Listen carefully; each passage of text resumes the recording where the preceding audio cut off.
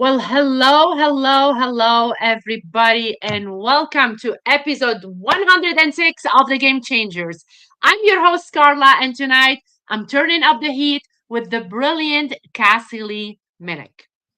Cassie Hello. just know the game. She reads the plays before they happen, and we are about to pull back the curtain on the game behind the game. Big love to the TSA team for fueling this mission of amplifying voices and sparking ideas. This show exists because of visionaries like them and listeners like you.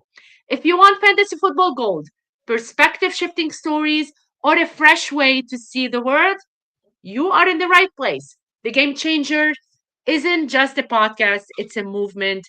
Let's get into it. So, who is my guest for tonight? Tonight's guest is a true game changer. Someone who walked into a stunt performance softball league with zero experience and ended up building not one, but two teams from the ground up. She turned just collect fees into jerseys, walk up songs, scorebooks, and a team culture that kept the league alive when it needed a seventh team, not once, but twice. Her competitive streak didn't stop on the field. Thanks to her fiance Brian, she discovered fantasy football, went from reluctant red draft newbie to back champion, commissioner, dynasty addict, IDP enthusiast, and serial orphan adopter. She's now a seasoned voice in the fantasy community who loves scouting talent and following players through their careers. When softball season arrives, she shifts gears, pours her energy back into coaching, and keeps building communities wherever she goes. Please help me welcome tonight's guest, Cassie Lee Minick, coach, commissioner, dynasty diehard, and all around game changers. Cassie, welcome to the show. How are you tonight? I'm so good. Thank you so much for having me. I'm excited to be here with you. Of course, I'm excited to be here with you too. I'm such an honor to have you. I know that Greg made it happen, but we made it happen, girl, tonight. So I'm excited to dig deep into who is Cassie Lee Minick. So let's start. What small habit changed your life the most?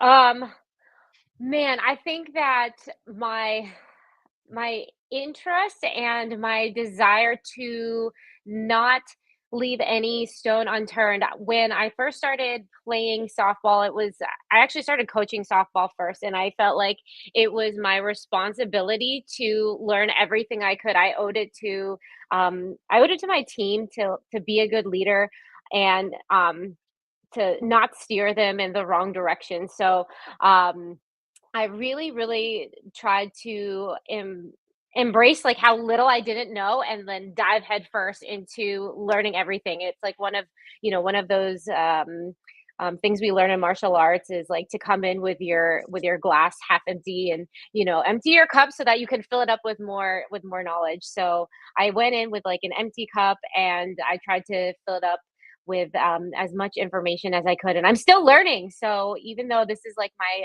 11th season coaching, um, Wow. I'm still learning all the time and trying to get better, trying to come up with creative ways to set us apart and to give us an edge. So I try and apply that to softball, but also in other aspects of my life too. I love that, Cassie. Cassie, saying all of this, what's the best bad decision you ever made? um, oh my goodness, the best bad decision. Um, I I don't know. Let me think about that one a little bit. I will come back to it. I will come Okay. back to it. So, if you could time travel to witness one event, which one would it be and why? Oh my gosh. I mean, I think there's a ton of interesting, really interesting events. Um, I I just watched this TV show. It's actually old, and it was about like the JFK assassination. I don't know if you have seen. It's called 11/22, 11/22/63, I think. And it I've was heard of it. it's really, really good, and that, like, kinda made me think about time traveling in general and, like, how interesting would it be to go in there and, like, want to interact and not be able to. Um, but I think, like, there's a lot of things, that I wish I could go back and maybe because I didn't appreciate it in the moment, like memories, like the Atlanta Olympics, things like that, where I remember it a little bit from just being a kid, but like didn't fully appreciate it in the moment. I mean, that's like kind of a superficial answer. But some of those things I think like would really make a difference, like and be really special, to go back. But there's a lot of like historical events I think that and I probably I don't know, I could name a bunch if I sat I here. love it. Mhm. So we have someone new on our channel, and he's asking for a shout out, and I'm gonna shout out the name. Grayson Tanner, welcome to the show, and thank you for being here. Thank you for subscribing. So here we go. Cassie, let's continue. Um, if what's a book that changed how you think about something that you would like to share with us tonight? Sure. Oh my gosh. Okay, so I love reading, and I'm a big fan of like reading an actual book. I have real books, and then I also have Audible, because sometimes Yes, when I'm driving, I like to listen to Audible. So one of the books, okay, this is like an obvious one, but when I first started coaching softball, I read Moneyball, and don't watch the movie. Just like skip that. Don't even bother. I mean, you can watch it if you want because it's kind of fun, but like this book really changed how I wanted to coach my players. And there's like little bits of like data and really nerdy stuff in there that like I like to pull and like teach my guys and stuff. So that one is like kind of an obvious one that goes with softball. I recently read a book called um the Power of Logical Thinking by Marilyn Vos Savant. And she is like the smartest woman in the world. And I just think that opened my mind to approaching things differently, how I think about things. When somebody tells me something, how much of that is based on fact and how much of that is just the way that they want to say it to make it sound they're saying it in a way to make me think something. So yes. those are, if you love baseball, and you like to nerd out on like analytics and sabermetrics and stuff, read Moneyball. It's really good.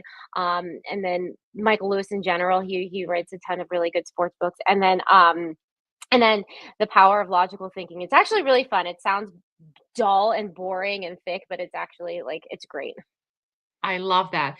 So let's talk about your journey with fantasy football. What got you started with fantasy football, and how can you tell me about your journey with your fiance? Sure. So I actually started playing fantasy softball first with my two teams. It was one of my assistant coaches. He was like, I have this great idea where we play fantasy softball and we draft players from our own teams. And then whenever they do something, we get points for it. And I was like, oh, that's really fun. So I played that, and I'm the like computer system that tallies up the points and plugs it into the spreadsheets that I've made.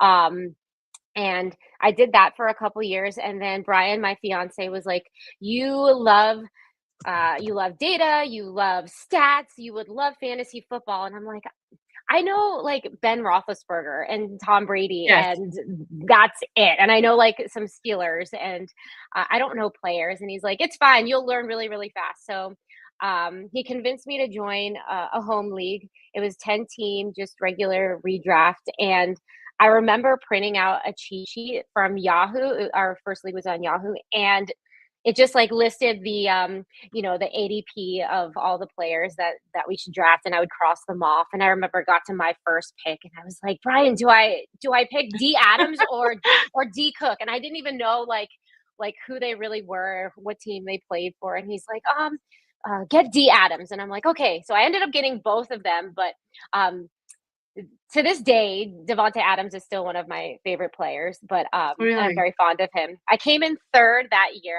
I was in first place like the whole year. It ended up coming in third, but I was like, you know what? I'm like kind of good at this. I figured out like how to how to do waivers. I figured out like, oh, if I look at like these stats, I was looking at, we played with kickers, and I'm like, okay, I need to find somebody that is going to, a team that's going to get into the red zone a lot, but like not really able to convert on touchdowns and, like things like that, like outside the box, I guess, stats for a first timer. And then was like helping Brian with stats that he had never heard of. So that's how my first fantasy league started. And after that, I won the league the next year, won it Wow. again. And then I was like, I'm getting a little bored, like kicking all my guy friends. I'm kicking their butts. I kind of want to try something else. And so convinced them all to do a dynasty startup because I was getting super attached to my players and hated having to, give up all the guys that I liked. So convinced them to do dynasty, and then I wanted to try IDP, and I was like, why don't we just try it with like one defensive player and convince them, and then got an orphan team, got another orphan team, and that's how it started. You got one, and then another one, and then and then Wow. 100. No, I'm not at 100. My but That's amazing. I love that. Like that's really cool. So you did a lot in your life, and when I was reading about your bio, it's so interesting. From fantasy football to softball to a stunt to everything. Like you've done it all. So you were talking about the league that you coach has been Mhm. around for decades, and it's Yeah. mostly all stunt performers. Mhm. So tell me a little bit about that. I'm so intrigued.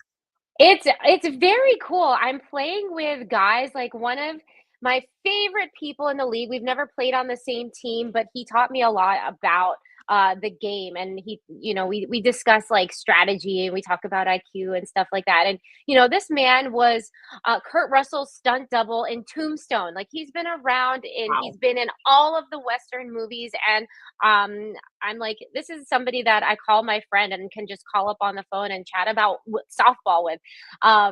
So I'm playing in this league with a lot of my colleagues are like, they're very well known in the stunt community, and you would recognize their work from movies, but you probably wouldn't recognize their face because they're behind doubling someone Yes. or behind the camera. But yeah, it's been around for at least 30 years. Um, and every year we try and keep it going. I know they had like a year for a period of a couple years where they didn't have enough people, but this is my first year where we don't have at least 7 teams, and it's really hard. It actually like now I'm starting to learn why our commissioner said we need 7 teams, like to do our Yes. schedule and everything. And so we have 6 teams this year, and we have yeah, it's every Saturday. We play each team twice. We have one home game and one visitor game against everybody, and then we get into playoffs, and it's super super competitive because these are our work colleagues. So it's like a work softball league, but also it, but I feel like it's more intense because we're everybody is like super competitive, and there's a lot of alpha guys in there. I love that though. I love that. So tell me, fantasy football or softball? um it depends on the time of year. It is fantasy football in the fall, and then it's softball in the winter and spring. So But yeah, I So you can't do still, both at the same time. It's like too much for my brain. yeah, it's a lot. Like you do a lot of stuff, and I love it. So, if you could swap lives with someone for 24 hours, who would it be and why? Oh man. I feel like Especially like you play both, like football and everything. So maybe one of them? um yeah, I think like I would love there's like certain things that like I want to do further in my career. Like I want to I've started producing movies. I have done some line producing. I've like produced some shorts, and there's like Nice. this like I'm like hitting a wall where I don't know how to get financing. I'm like I need to meet the right people that want to like invest in our films to get us to pay for it. I'm like I need to go and swap bodies with like a really good producer that's like good at making connections so I can learn and like see where like who are they meeting with, how are they building these connections, how are they getting those meetings. I like would love to, I don't know, even like like obviously like you want to meet geniuses like Steven Spielberg and stuff, but like I need to know how the people that are making this happen are making it happen. So I want to go swap bodies with those guys, the ones that are like getting the people to write the checks. Whoop, whoop, let's go. I love it. We want the checks, Cassie. That's what Yes, we want. yes. Mhm. We want the checks 100%. So you were talking about, coaching, coaching, and you have a like dedication for that for softball. If you can talk about the moment you realized that pitch slap needed a sibling team and that you were going to run both. So tell me about it. Can you talk about the moment you realized that? Yeah, so the first year, we were like not the worst team you've ever seen. Because there's a lot of growing pains when you're starting a team from scratch. You don't necessarily like your players don't have chemistry yet. You haven't been together long enough. You don't know the optimal or like batting order and stuff. Like right now, I have like a lot of these things like pretty much they don't change that much, and like if we add a player here or there maybe we'll change Yeah, something, or if we have like a one of my guys is like historically bad against this pitcher, like I'll move them around and stuff. But in the beginning, there's a lot of growing pains. And so I remember like my first year, we weren't the worst team I've ever seen. And we didn't even lose every game. We did tie one game. So there was like a lot of hope there. But we had a lot of fun and I learned a lot. Like I learned um I think every single game that we played, I learned something new. And so that first year, we had a lot of people want to join our team because we were having a lot of fun and we were trying different things. We lost a lot, but like still, it wasn't we weren't getting very defeated by it. So I had a lot of interest coming in for the next season yeah. to join this team, and it got to the point where we had like almost 40 people, and I'm like, this is not going to work, and I don't want to turn away people if they're just coming to have fun. Like I don't want to turn anyone away. And nowadays we have our pretty full team. And if somebody wants to join us, like they have to be better than one of the guys I already have. But like at the time I was like, I don't want to kick anybody or turn anybody away who just wants to come and have fun. So I started this other team and they're like, who's gonna run it? I'm like, well, I can do both. Why not? Crazy. Like I didn't see any conflict of interest at all. And Wow. actually I told the commissioner, I was like, if you could just never like or do your best and not schedule like our games at the same Both. time so I could go one and then go to the other. Um and then and it actually has like worked out for the last 10 years.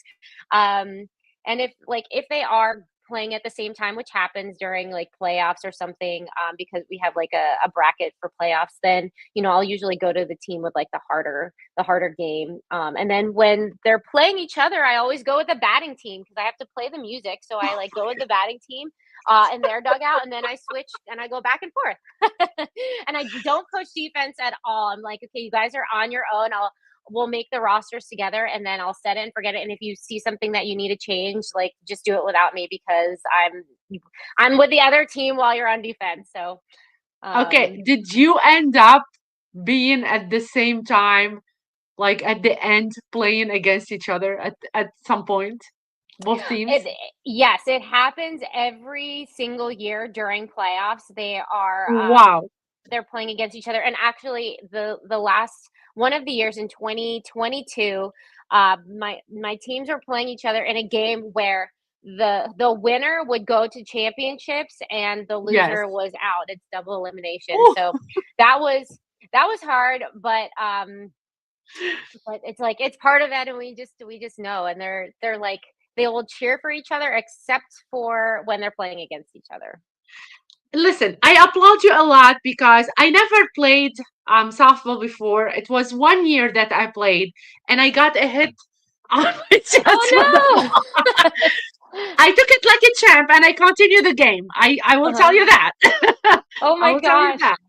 Oh yeah, I still have the ball with me. They give Oh, me they at gave you the the game gift. ball? Oh yeah, Oh, I that was was nice of I you. was bruised. I was bruised like for maybe a month. So Doug Orth, he plays the game. He's my Mhm, significant other, and he plays softball. And I love sports, and I wanted to try it. So he's like, okay, I'll teach you, and we will go and play. And I kid you not, it was a second, and you know how it is. And mhm. boom, the ball on my chest. I Oh, yeah. I was like, okay, well, let's get going. And after they put my arms up and stuff, but I still have the ball. It was 1 year, and Was that your last time? it was no. I played the whole season and I Oh, stopped okay, okay, okay. because Mhm, I was juggling a lot. mhm. I was really juggling a lot. I would love to play it again, but to have a team with 40 people and just do that, Cassie, I can't. I just can't. Yeah. That's crazy.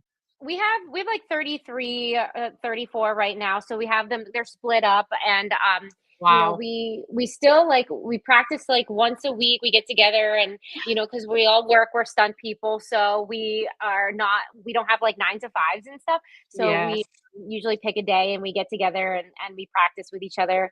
And it's a lot of fun. We have most of my guys have like played in the past, and then they like picked it up again, and then every once in a while we have somebody that's like brand new. And I've been like pushing for like this year, especially was trying to push to have two women play in our league, because right now it's a men's league that you just have to Ooh, play one woman. So we've been pushing to have two. And nice. so I like have been helping my girls and trying to get them get their IQ up, because like some of them didn't really play before. Fun. It's really fun. Like they should be playing and they should have like a mixed team. It's really fun Yeah. to have like Mhm. boys and girls play in the same team. It's really fun. I loved it. I would do it again. Yeah. 100%. Yeah, Um, I can't say I recommend it enough, because it's not like so intense where you're gonna get like hurt every single week, but yes. it's one of those things. Yeah, it's where it can also be like very recreational too. Mhm. It is. It's fun and you can get to meet people, you can get to Mhm. play and run and do something outside for a change, which is really Yeah, amazing. yeah. Mhm. Yeah. So what's one coaching mistake one you made early on that you can laugh about now? I so I thought I was being fair by letting everybody like rotate around in the positions. I'm like, okay, what do you want to play? You want to play third base? Cool. So I would put the girl at third base, and she didn't know how to field the ball or throw it. But I'm like, she didn't even, I don't think, knew what all that entailed either. And then I thought I was being fair by like rotating the batting order. I'm like, okay, you were first.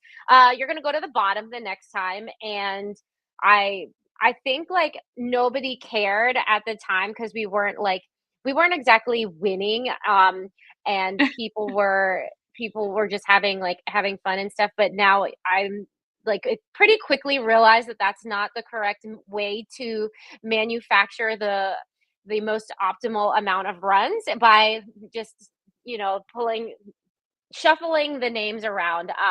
There's a lot of like thought that goes into making a really good batting order, and then positions too. I think one of the things that I loved about Moneyball was that Billy Bean was so good at finding what people were good at.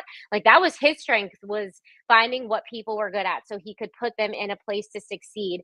And Yes. I think he's one of my like top 10 favorite sports figures, like not because he was the best, but he was a really good coach in that way. And so I try and think about that.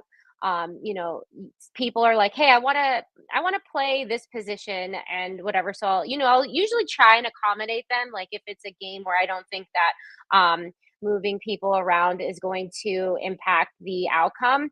But for the most part, I'm like, I think you have this attribute and you're really good at this, so you should be doing, you should be playing here.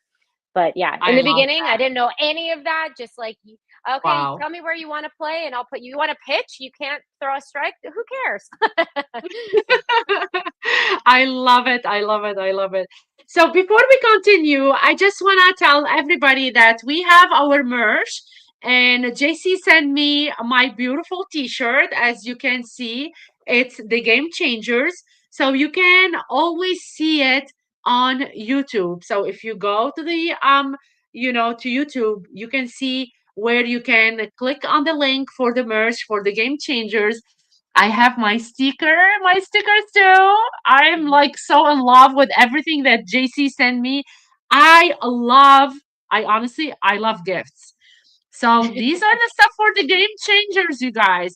Like this is the 100 episode t-shirt.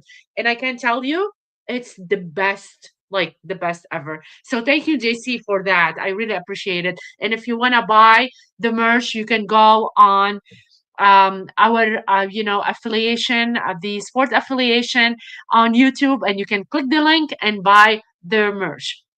So Cassie, let's talk about Brian a little bit. How did you meet up Brian? How did you meet up your fiance? I met him on the very first day of stunt softball in 2018, and he was a referral from one of my assistant coaches back then. He was like, "We got to get this guy Brian. He's really good." I'm like, "Well, I don't have time to meet him. I have work and stuff. So if he sucks, it's gonna be your fault." And so I remember like I didn't get a chance to meet him ahead of time, but the other coaches were like, Brian's really good. You can, I took their word for it. They were like, you can play him here, here, here, wherever. So I had him at shortstop for that game. And yeah, I remember meeting him. He came up to me. I had to get him to sign paperwork. He was like, he gave me a check for his dues, um, but yeah, I like remember the field that we met on. And then that was the field that he proposed to me on in 2022 at Wow. the game that I was telling you about, where my two teams like played each other. At the very end of that, he had gathered both of our teams together to do Oh, oh my a god. flash mob. And there's a video of it. I'll have to send it to you, and it's Yes. very people are like, Cassie, didn't you think that was weird that like there was a flash mob, like people just started dancing? I'm like, no, that happens all the time. Like, No. they're like, you didn't I'm think a it Zumba was instructor. I do that. like we had cheerleaders and stuff that were always dancing, and we have walkout songs. So like we always have people dancing, and then they're like, you didn't think it was weird when everybody started doing flips? So I'm like, no, we're all stunt people. That's so normal too. And I saw them do a flip, and then Brian did a flip, and I was like, I should do a flip. And then Wow. my friend, he told one of our friends, he was like, Cassie's gonna try and move around, so like make sure she stays here right on in front of home plate. We have, and we tape all of our games too, so we had a camera there that was taping the whole thing. I But love yeah, we it. but I'm so yeah, romantic, so I love this stuff a lot. it was very cool. It was very, like, I was very surprised. I couldn't believe that that my whole team had been keeping this secret from me for like 2 months. But it was very, very cool. It was very Well, special. while saying that, I want to have a shout out for my girl Abby because she waited for 13 years for her fiance now to propose. Oh my And gosh. I'm like so happy for her. So a shout out is in the house for Abby. Go Congratulations, Abby. Abby and Brandon. Yeah, I'm so happy and excited for their next chapter as well. So, first impression of Brian, Hmm. and then he proposed after like 3 4 years, I would say, right? Yeah, 4 years. And my first impression, I was like, he's really good at softball. So I, I was like, That's a plus. That's a I plus. know. So that was already like a big check in my book. He was very athletic. And that actually he hadn't played in a while. His main sport was football. So that's where all of his knowledge comes in, and we watch all of our games together, and he teaches me a lot. We played flag football. I am retired, and so is he. We both got tackled playing flag football by people much Oh, bigger than us, and um, got got some injuries. So we're like, we're okay. We don't need to. We don't have. We're in our. I'm almost 40. He's in his 40s, so we don't need to play with people 20 years younger than us that have hard time I think controlling your. 14, Cassie. Right? Yes. So Yeah, because we play um sports, we always feel that we're so young, but we don't look at the age. And you still look, you look like knock on wood, you still look really young. Oh, thanks. I have like a new skincare routine. So we're finally getting married this year, so I'm like, have to make my hair and skincare routine. Get ready for that. I love it. JC is getting married this year too. Woo, I yay. have a lot of people getting married this year. I'm so happy for you. Congratulations in Thank you. advance. Seriously. Yes, we are getting married. So funny story. We went to the Fantasy Football Expo last year for the first time, and I don't know if you have gone yet, but I did. I didn't you did. meet you there. We Oh have my to do god. it this year. Okay, we'll be there again this year. But it was our very first time this past year, and so you get free tickets to the Pro Football Hall of Fame, which was like Yes. huge on our bucket list, and so we're leaving the Pro Football Hall of Fame, and somebody is like walking in with flowers, and I'm like, Brian, I think these are like like centerpieces for tables. So I like find their email address and I hit them up and I'm like, can you get married here? And they said you can. People get Oh, married at the Pro Football Hall great. of Fame. So we are getting married at the Pro Football Hall of Fame this year. Oh my God. When? Is it when everybody goes to the expo? Because I will crash that wedding. It is actually the weekend after the expo and the weekend before enshrinement. We wanted to get married in enshrinement week, and they said no, we Wow. can't. There was something more important happening that day, and we're like, okay, fine, we'll let you do enshrinement. So we'll so we took Oh the my weekend gosh, before. Cassie. That's awesome. We should have, like, we need to do something when I see you. You're going to the expo this year, right? Yes, we will be in Canton for like that whole week. So we'll be there before and then we'll like stay the whole week. Girl, we Mhm. need to go and have a drink and That would be celebrate great. you. That would be so great. I would love 100%. to. Mhm. 100%. I would love that. That's crazy. So talking a little bit more about Ryan, now I'm so like eager to see him face to face as well at the expo and see you. face to face and congratulate you literally when I see you there. So, who's more competitive in fantasy football and on the field? Who's more competitive, you or him? Um, so I think I'm probably more competitive with fantasy football. He still has yet to win.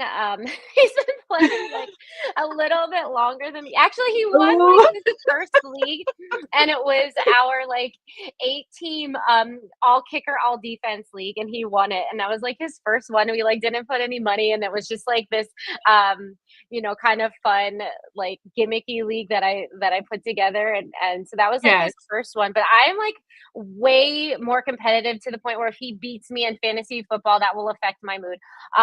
But for softball, like I think that because I'm coaching and because he's on the field, like there's just a different kind of energy where um in the moment when he's playing, he's definitely probably more competitive. There's a lot of things that are like out of my control. I feel like as a coach, you do all of your like preparation and you do a lot of that ahead of time, and then but in the middle of the game, like I can only do so much. You just like the job of the coach, your work is half done. You just have to stay there and keep everybody in it and keep people positive. And if you see like little changes here and there, but um, he'll probably say I'm more competitive in both, but We're always competitive. We're always yeah, like that. Women are so competitive.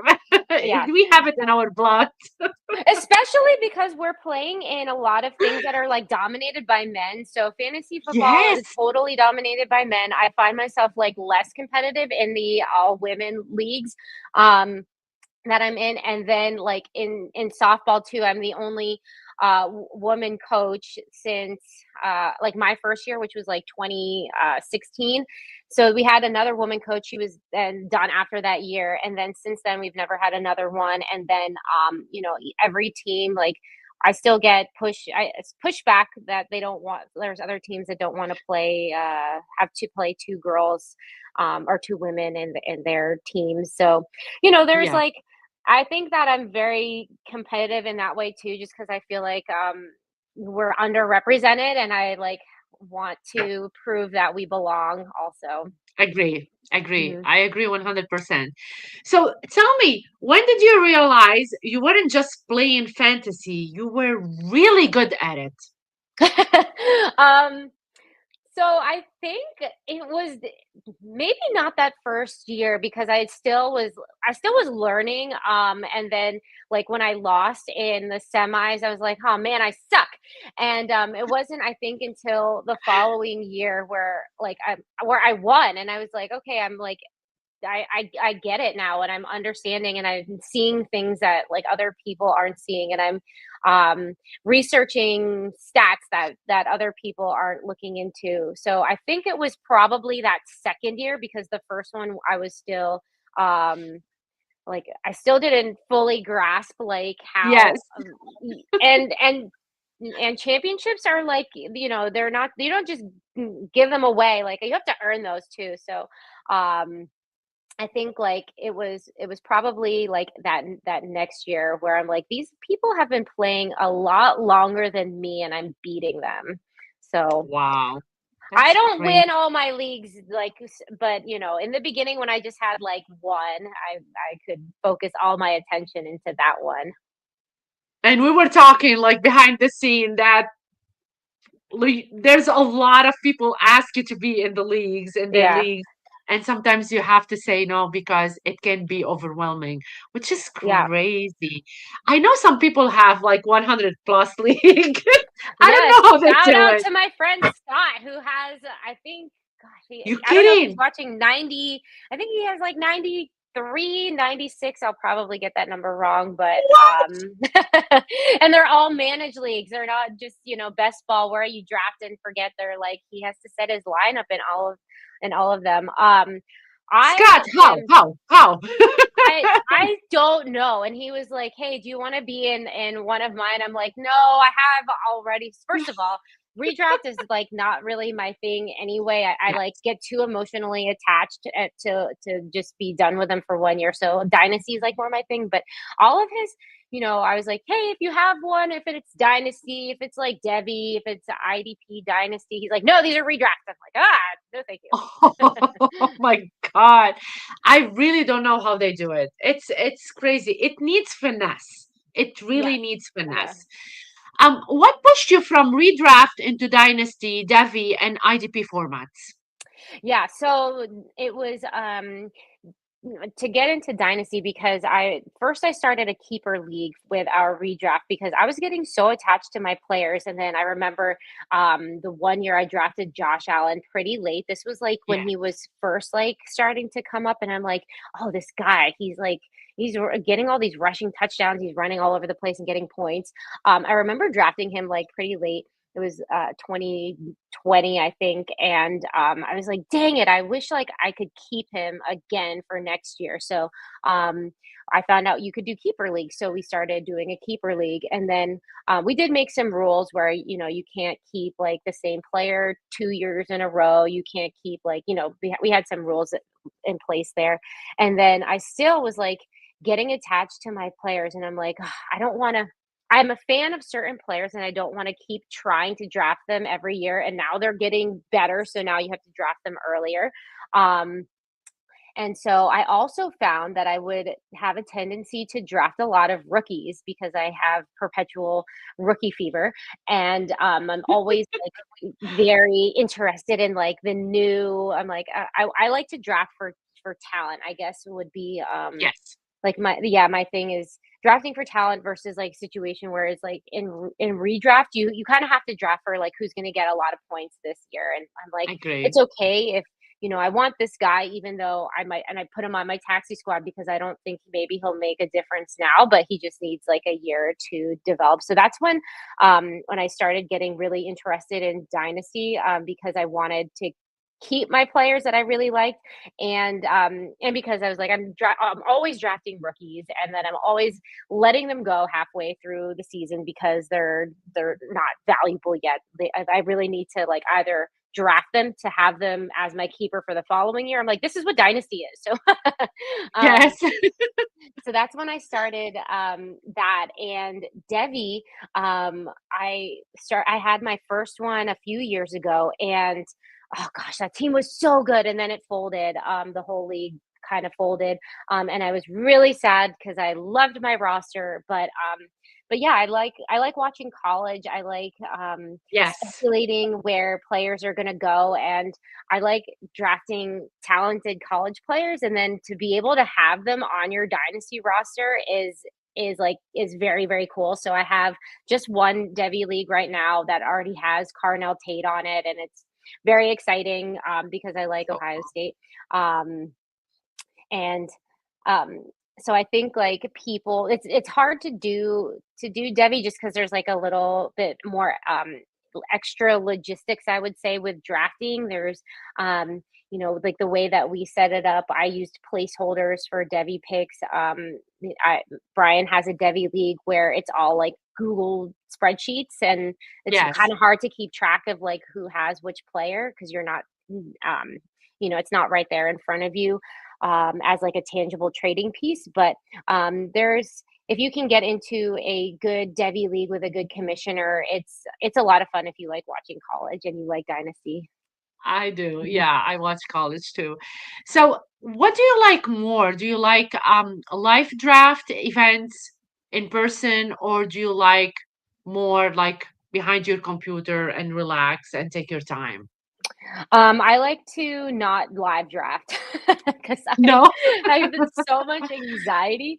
Um, so I did do a live draft though for draft night out at the expo, and it actually was a lot of fun. And it wasn't as scary as I thought it would be. I guess like I assumed everybody would be staring at you and like hurry up, make your pick, and it was a lot.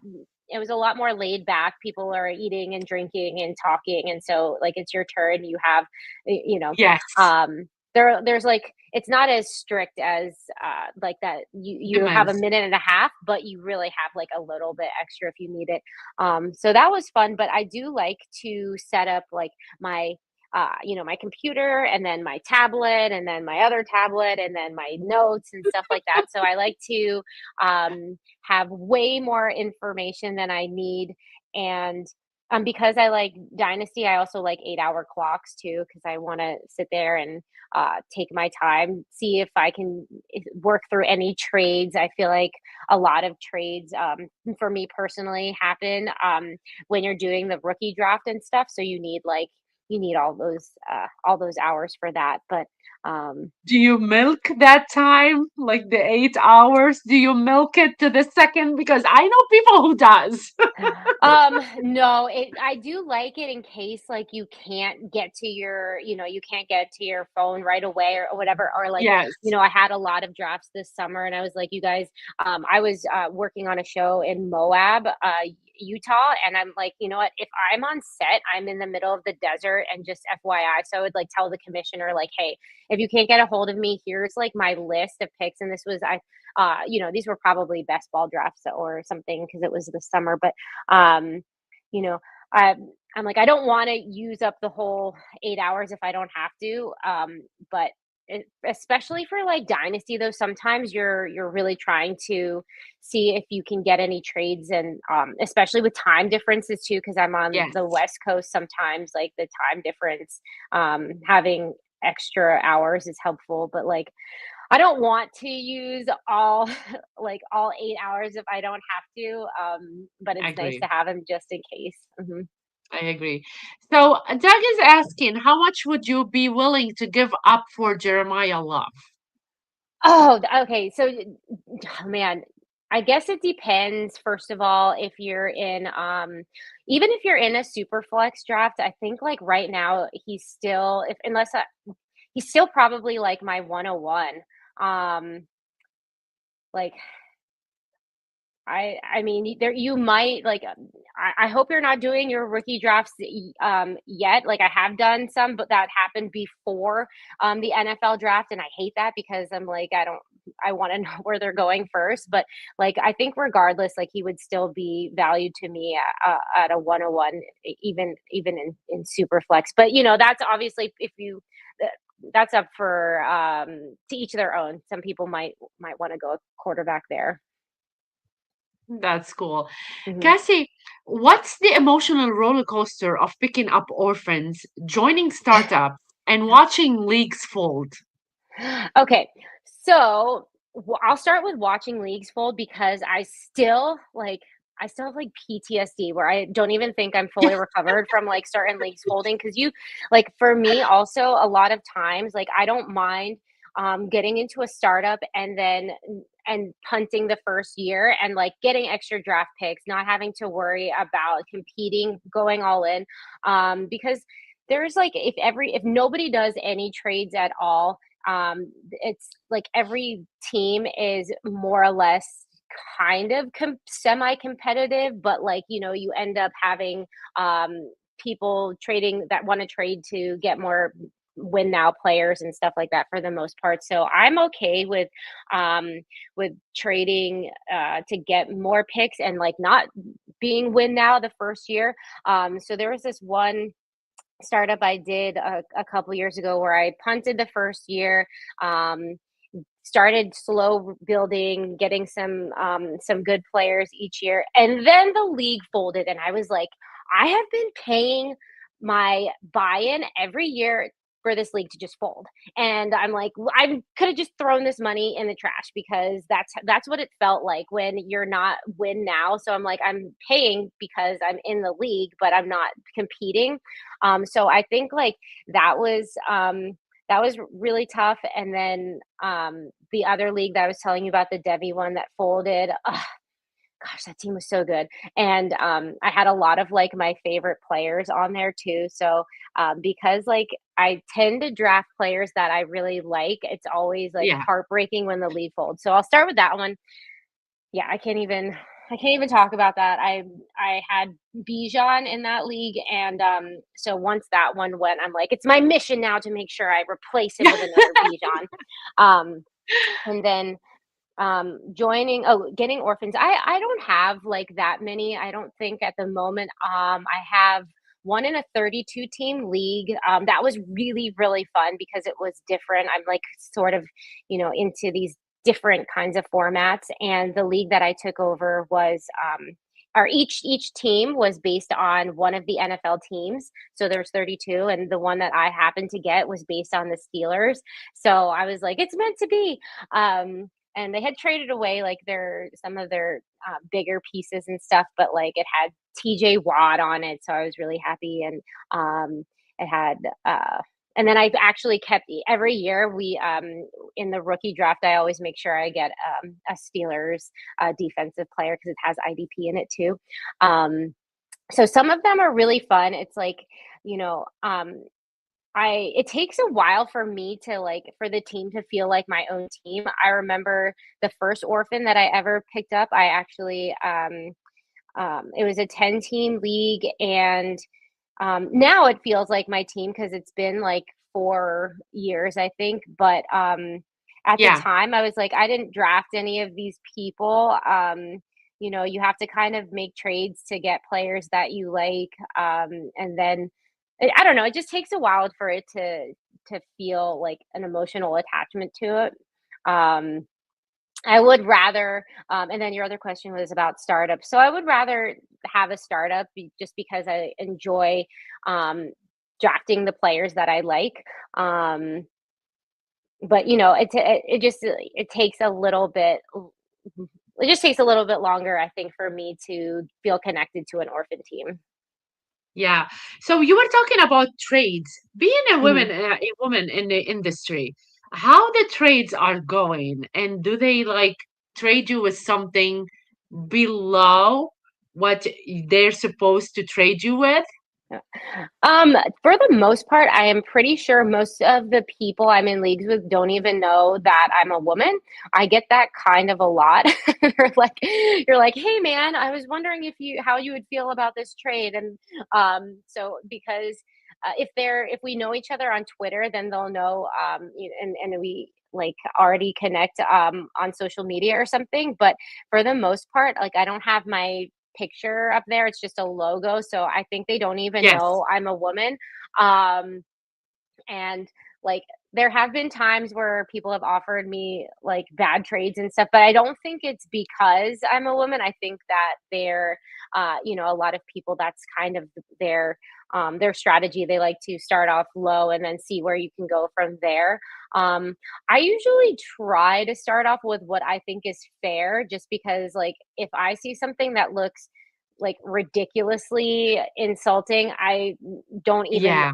want to put in the time to be like, to respond with a counter. I'm like, I'll just reject it if it looks really bad, or if I started with something and then I get countered with something that was like completely different or whatever. I'm like, I guess we don't want the same thing. But I usually don't think it's because I'm a woman. I think they don't even know. Yeah, I'm glad because sometimes I hear a lot of these stories because of being a woman in the industry that a lot of trades are being part of that perspective. So I want to know more about your community and culture and the bigger picture that you have. But first, I want to ask you about your name. So your handle name is the NFL. hmm So what? How did you start with that name, and who gave it to you?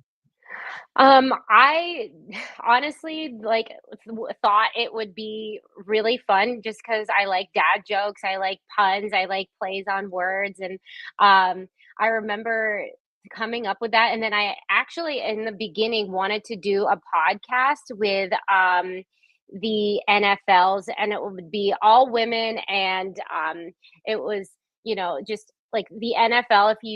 If you just say it like the way that I hear it was, the way I'm spelling it, ELLE. Yes. Um, So I think like that I ended up not doing a podcast with other girlfriends. I don't have like enough girlfriends like that are were interested in doing football podcasts with me, but I just ended up going on Twitter anyway, and I was like, you know what? But actually, oh, it was Brian. Brian used to do a lot of research. I'd be like, hey, what are you doing over there? He's like, research for fantasy football. I'm like, what? Research? And then he would get a lot of his info from like Philly beat writers because he's an Eagles fan. And he would follow like all the Eagles Twitter and stuff like that. So I was like, you know what? I guess Twitter is where you're getting insider info for fantasy football. So that's how I created that handle, and I wanted to use it just for like football and sports and stuff. And like I follow some baseball accounts too, but mostly like I wanted to keep it as like my alter football ego. Because Lelle, it's French for Yes, her. yes. Hmm. Hmm. So that's why I'm like, I wanted to know why the NFL. Not everybody will know like the word, the playing of the words, but the people that they know French. So that's really, Yes. I found it really cool. So I wanted to ask more about it. Yeah, I Um, think like if you know, then you're like, oh, this has to be a woman but a lot of people don't know that. So, yes, yeah. Mhm. yeah. What does fun team culture mean to you, and how do you build it? How do you build it intentionally? That's a great question. And we had a guy actually come onto our team, and I we had it was kind of like a bidding war almost for this player, and like we'll just cut to the chase. He's really good. He like is on the Dodgers practice squad. I think he's a ball boy, and he's like he's so good that he's like everybody on in our league is like wants this guy to be on their team because he's just amazing.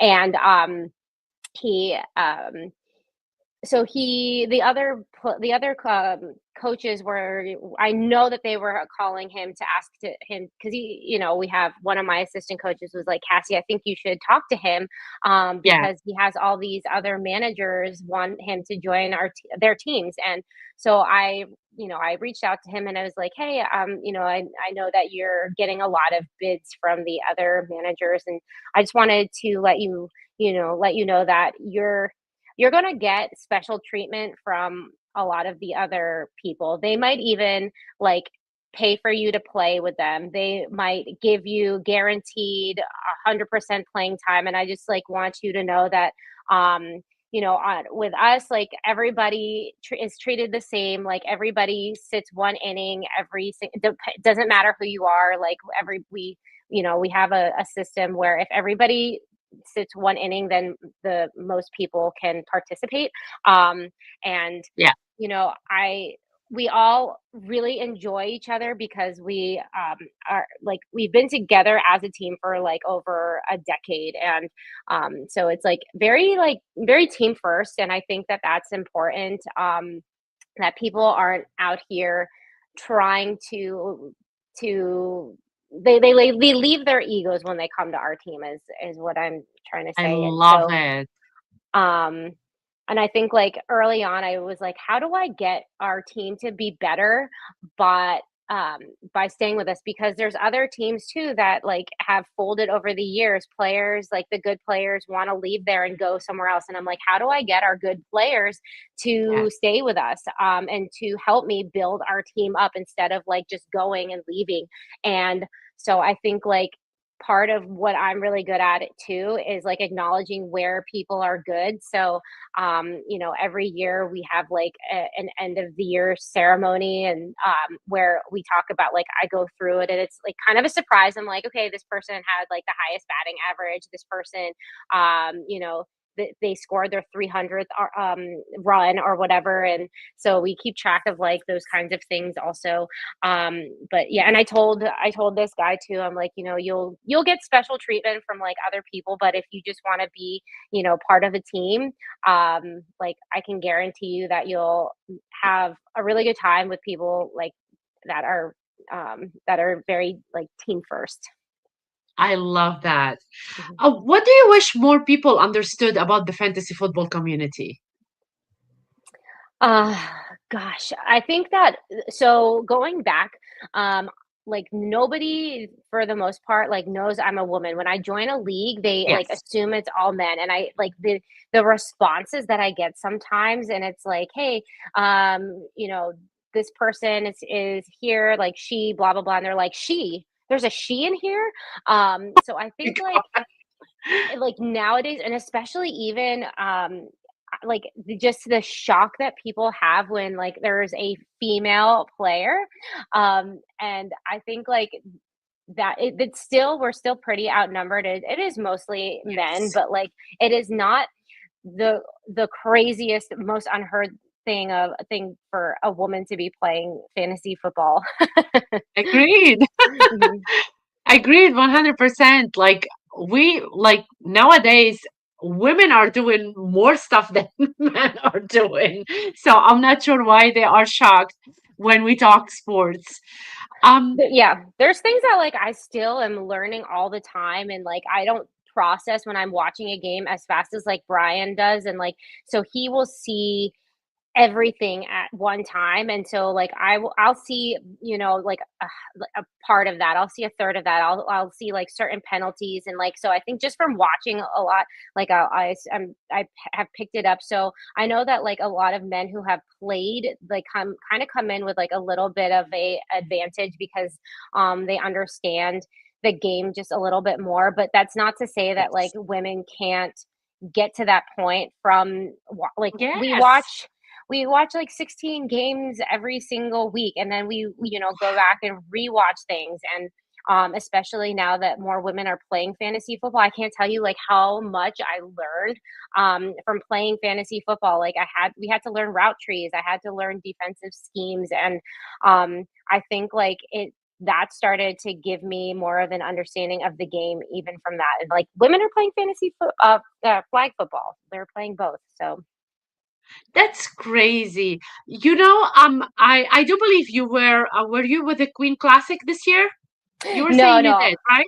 You I just didn't? did I did draft night out. So I just did like one of the like leagues at Jersey's, I think it was. Oh, gotcha. So Mhm. Gina, if you know Gina, Uh-huh. Gina won again. So she's Yes. the queen again. Can you believe that? I think that's And amazing. it's such an amazing thing. I cannot wait to see her put in that crown again because she Mhm. deserves it and she wears it well. She does wear it well. While talking about this, I want to have a shout out for Pete. Pete, he is TSA team as well. His daughter made this for me and sent it. So she knew that I'm a Chiefs fan and she made me a bracelet Oh, and it that's so was cute. sent with the merch that JC sent it to me. So huge shout out to Pete's daughter. I love it so much and I'm wearing it ever since. So thank you, thank you, thank you. Cassie, I don't really want to end this episode, but I still have a couple more questions. I do have a couple more questions. So, if you could give 2016 you one piece of advice before you start coaching your first game, what Mhm. would it be and why? Oh, that's so funny. That trend. So 2016 is when I started my first team. I think I would have tried to learn a little bit more ahead of time, but to be honest, like we kind of weren't very good in the beginning, but that also I think made me be better. It kind of pushed me. I'm like, okay, so that was really fun, but like we don't want to suck forever. So and that maybe so that is like kind of also what like inspired me to like want to be a better coach and want to learn more. So I don't know. I think like even I did an interview earlier about people getting into the stunt industry, and like the same advice was like it's okay to suck, it's okay to like embrace the struggle, because it's not going to be like that forever. And like that, I think it gives you it builds your character. You're going to learn a lot from the harder times. So I think I'm okay, like, with where, um I probably would have tried to find Brian faster because he came in 2018. I probably would have reached out to Oh, him a little sooner. I love that. I love that. I would probably say the same about Doug too. So I would Yeah. probably say the same, even though that he's saying a lot of stuff and I'm gonna kick him at some point, but still, he's still a cutie. Yeah, our team would So have been way better earlier if Brian had joined yes, earlier. let's go, Yeah. Ryan. What's next for you as a coach, commissioner, community builder, or anything that you want to share with us? So, what's new and next for you? Yeah, so this year for our stunt softball league, I had a bunch of proposals that I wanted to have passed, and like one of them is to try to grow our community a little bit more. So we finally kind of opened up our eligibility process of like who can join our league. It used to be you had to have like be in one TV show or one movie with a stunt contract, and so now I've kind of opened that up to like the live show performers. I mean, I didn't do it. I proposed it, and everybody was okay with that. But I think like growing the community, getting more people involved is really important because like I don't know.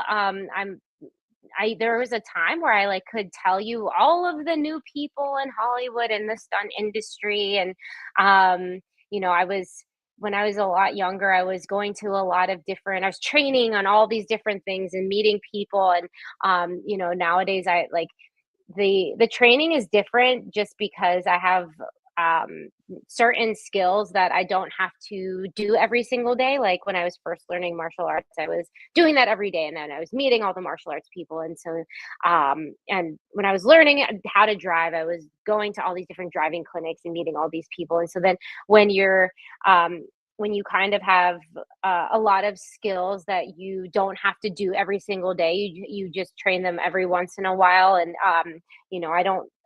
I guess I don't meet as many new people as I used to.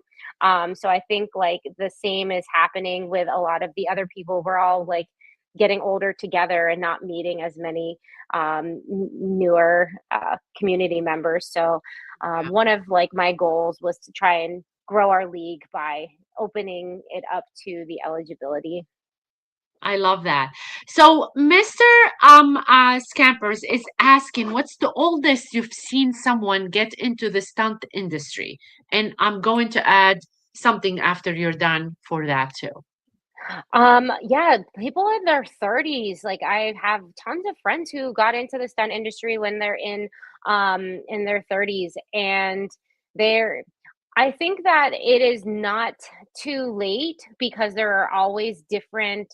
I mean, if you want to my background was in gymnastics. If you're 40 and want to do gymnastics and that's your only thing, it's maybe going to be a little harder, but there's like other things that you can still do. I mean, I have tons of colleagues that are 50, 60, 70, Yeah. and maybe they're not doing um, things where they're getting beat up every single day, but there's still other jobs and roles in the stunt industry that you can do regardless of your age. Driving, you can do driving. So, Cassie, what did you do with the stunt industry? Did you like are you in some like movies that we ever watch and we don't know about that you were in them? I think I do a pretty good job of trying to keep track. So you can, the Internet Movie Database is like a website, and so I try and, if I can remember, I'll put my like credits up on there and stuff.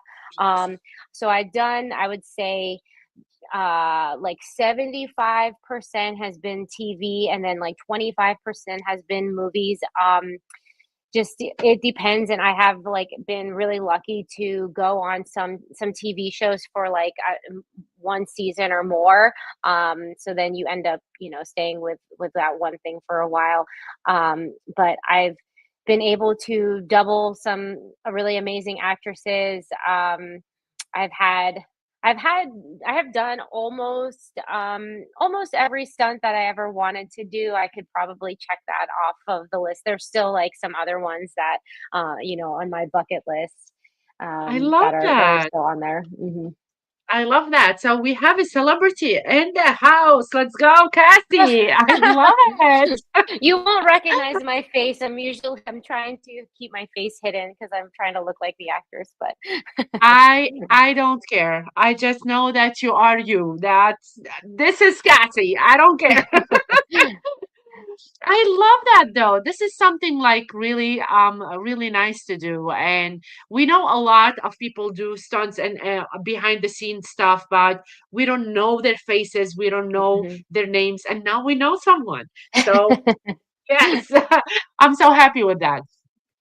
Before we end our show, I usually ask one question to every single guest that I have on the show, Cassie. And because you're a stunt woman, I would love to think that you would appreciate that question. So here we go.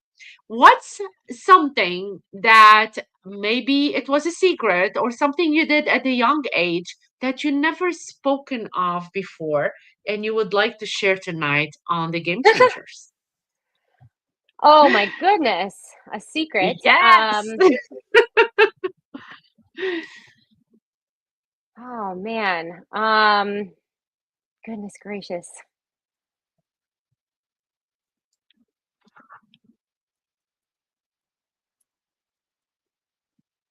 That one Something wasn't a you did secret. maybe when you were little or teenager that you never spoke of, but you can share it tonight. Oh man, I never got into trouble. I got into trouble one time, but everybody found out about it. Um, I didn't have time for trouble. I was always like in the gym. Um, Yes, oh my goodness. I agree. Me too. Oh, Nothing. Maybe as a oh stunt woman. man, I mean,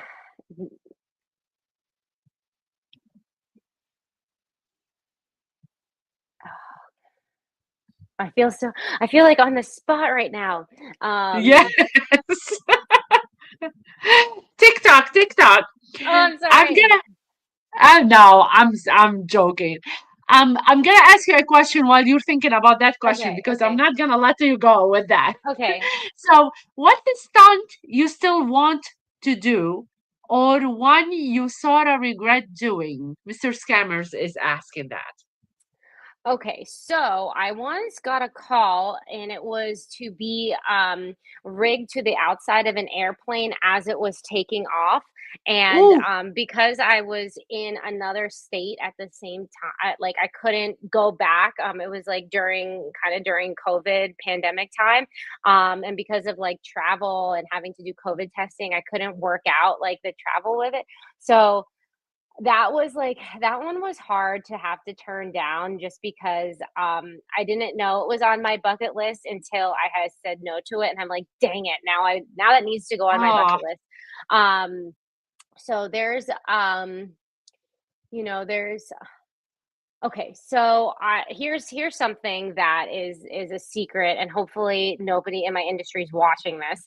And it's just fantasy football people, but I got a call to go on a job, and um, I had just I had been out of the country. It was like right after COVID, and then when I came back, I was home for like 2 weeks and then had to go out of town. I had to move to another state for a little while to go work on another show. And when I got back, the stunt coordinator called me and asked if I was available. And I said no. I was working on something else, but in reality, I was afraid that my boyfriend would break up with me if I left again. oh my God!